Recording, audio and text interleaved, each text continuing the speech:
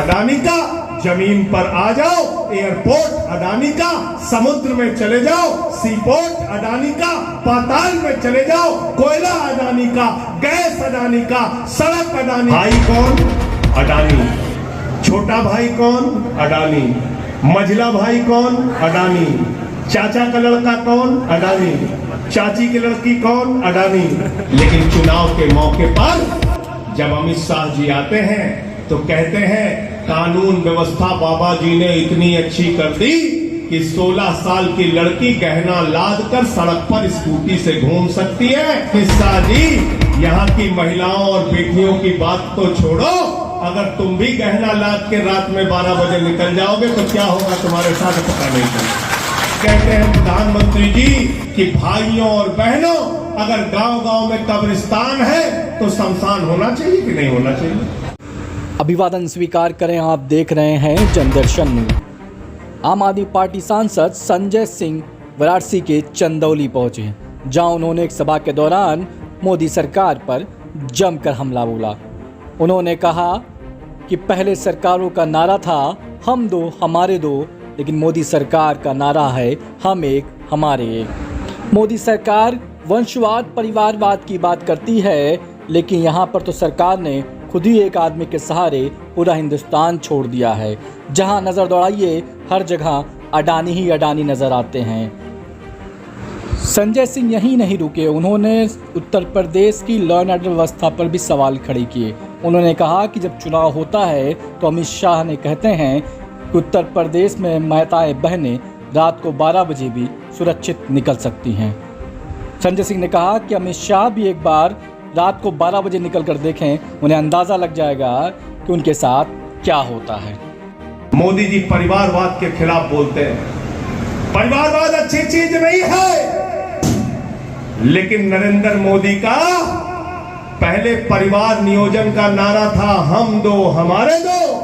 मोदी जी का नारा है हम एक हमारे एक। आकाश में चले जाओ, जहाज अडानी का, जमीन पर आ जाओ, एयरपोर्ट अडानी का, समुद्र में चले जाओ, सीपोर्ट अडानी का, पाताल में चले जाओ, कोयला अडानी का, गैस अडानी का, सड़क अडानी का, बिजली अडानी का, पानी अडानी का, स्टील अडानी का, सीमेंट अडानी का, पूरा हिंदुस्तान।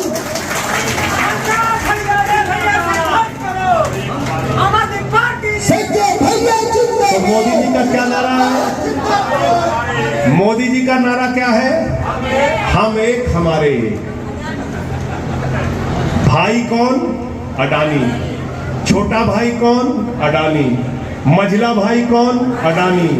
चाचा का लड़का कौन? अडानी। चाची की लड़की कौन? अडानी। मौसी का लड़का कौन? अडानी। मौसा का लड़का कौन? अडानी। फुफ्फा का लड़का कौन? अडानी। फुफ्फी का लड़का कौन? अडानी। तो मोदी जी का सब कुछ क्या है? हम एक हमारे एक। पूरा हिंदुस्तान उसी आदमी को दे दिया। 2.5 लाख करोड़ का कर्जा दिया उसको, 2.5 लाख करोड़ रुपए का कर्जा। चंद लोग उत्तर प्रदेश में भी उठ चुके हैं, बदलाव चाहते हैं, यहां की परिस्थितियों से परेशान हैं।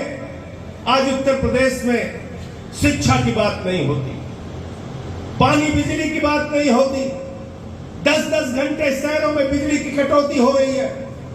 गांव में ट्रांसफार्मर खराब है तो बनता नहीं है। स्कूल में हमारे बच्चों को नमक रोटी खाने के लिए दी जाती है। और उत्तर प्रदेश के अंदर बेरोजगारी का आलम यह है कि अभी कुछ दिन पहले प्रयागराज में एक नौजवान ने आत्महत्या कर लिया। उसको नौकरी नसीब नहीं हो रही, किसान को उसके फसल का दाम नहीं मिल रहा, कर्ज के बोझ के तले वो आत्महत्या करने के लिए मजबूर है। आज उत्तर प्रदेश में आलम यह है कि 26,000 सरकारी स्कूल बंद हो चुके हैं। ये सरकारी स्कूल बंद क्यों हो रहे हैं? ये अस्पतालों में काम क्यों नहीं हो रहा? ये इसलिए काम नहीं हो रहा है कि जब चुनाव का मौका आता है, 4 साल 11 महीने हम इंसान रहते हैं, जैसे ही चुनाव आता है, कोई ठाकुर हो जाता है, कोई ब्राह्मण हो जाता है, कोई यादव हो जाता है, कोई अगड़ा हो जाता है, कोई पिछड़ा हो जाता है, कोई दलित हो जाता है, कोई सवर्ण हो जाता है। आइए मिलकर इन सब दीवारों को गिराएं और हम कहें कि इस बार का चुनाव काम के नाम पर होगा। स्कूल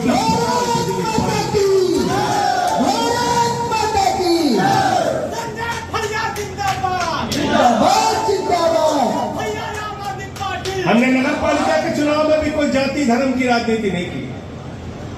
और इस राजनीति का फायदा क्या है, जरा हमको बताओ। दुनिया का एक मुल्क हमको बताओ जिसने उन्माद की राजनीति से तरक्की की हो। दुनिया का एक मुल्क बताओ जिसने हिंसा की राजनीति पे तरक्की की हो। दुनिया का एक मुल्क हमको बताओ जिसने दंगे और बवाल के नाम पर राजनीति को आगे बढ़ाया हो, देश को आगे बढ़ाया हो। दुनिया का एक मुल्क हमको बताओ जिसने आतंकवाद के नाम पर तरक्की की हो।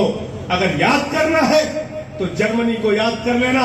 हिटलर ने बर्बाद किया जर्मनी को। बगल में पाकिस्तान है, आतंकवाद को बढ़ावा दिया, बर्बाद हो गया पाकिस्तान। अफगानिस्तान ने आतंकवाद को बढ़ावा दिया, बर्बाद हो गया अफगानिस्तान। सीरिया, कितने देश का नाम गिनाऊं। इसलिए हिंदुस्तान में हम इस नफरत को पनपने नहीं देंगे। इस नफरत को कुचलने का काम भाईचारे से, हिंदू मुस्लिम की एकता के नाम से हमें करना है। संजय भैया संघर्ष करो, संजय भैया संघर्ष करो।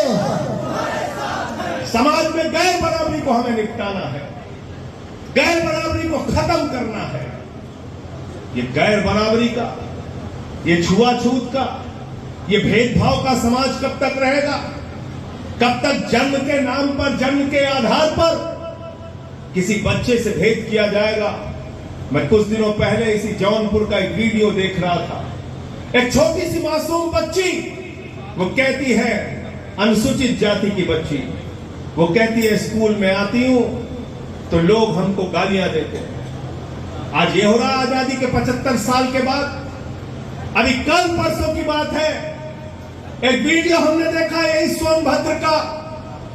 एक आदमी एक दलित युवक को अपने चप्पल पर थूक कर चटवाने के लिए उसको कह रहा है। अभी कुछ दिन पहले हमने मध्य प्रदेश में देखा, एक नौजवान आदिवासी के सर के ऊपर भारतीय जनता पार्टी का एक नेता पेशाब कर रहा है। उसके कुछ दिन पहले हमने गुजरात की खबर पढ़ी, जहां एक छोटा सा बच्चा दलित समाज का एक गेंद छू लेता है, उसका अंगूठा काट लिया जाता है।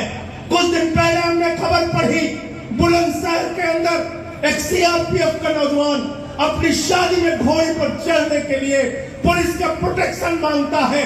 कुछ दिनों पहले मैंने खबर पढ़ी, टीकमगढ़ के अंदर, मध्य प्रदेश के अंदर एक दलित युवक को घोड़ी पर चढ़ने के लिए संघर्ष करना पड़ता है, पुलिस की सुरक्षा लेनी पड़ती है। बाबा साहब ने जब संविधान बनाया तो सबको समान हक देने की बात की, और भारतीय जनता पार्टी ने 75 साल की आजादी के बाद भी जहां जहां बीजेपी का शासन है, दलितों के साथ, आदिवासियों के साथ जानवरों जैसा व्यवहार किया जा रहा है। इसका हम विरोध करते हैं और इसके लिए अंतिम दम तक लड़ाई लड़ने का काम।